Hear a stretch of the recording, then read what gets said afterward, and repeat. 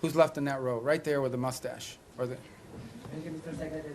Does the U.S. have the goal of removing Maduro from power? Do you expect any regime change this 2026? I would appreciate if you could answer both in English and in Spanish. in Spanish. Yeah. It sounds so much better in Spanish when I Yeah. answer that question. No, Okay. but for my So colleagues, I'll yeah. start in English. Look, our goal is regional stability and security in the national interest of the United States. The national interest of the United States, specifically when it comes to Venezuela, is as follows. We have a regime that's illegitimate, that cooperates with Iran, that cooperates with Hezbollah, that cooperates with narco-trafficking and narco-terrorist organizations, inclusive not just protecting their shipments and allowing them to operate with impunity, but also allows some of them to control territory, the ELN and the FARC-D.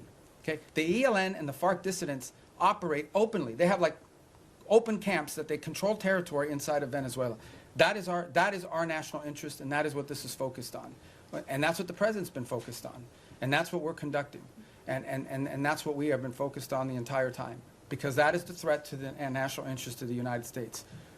Now, do we consider Maduro legitimate? No. And by the way, guys, when I say these things about Maduro and his role in narco-trafficking, it's not, I hear his reports, Marco Rubio says it, it's not me.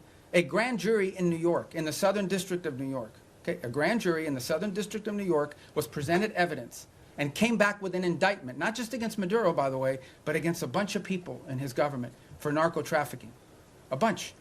He had, his nephews or the nephews of his wife indicted, convicted in the United States for narco-trafficking. Like this was, until President Trump started doing something about these narco-trafficking links, nobody disputed that Maduro and his regime was in cahoots with narco-traffickers. Not to mention the fact that they unleashed Trinidad gangs on the United States. They've unleashed, a mass migration event, perhaps the largest in history. 8 million people have left Venezuela since 2014. So also destabilizing all the countries in the region who have had to assume people that are fleeing this illegitimate regime.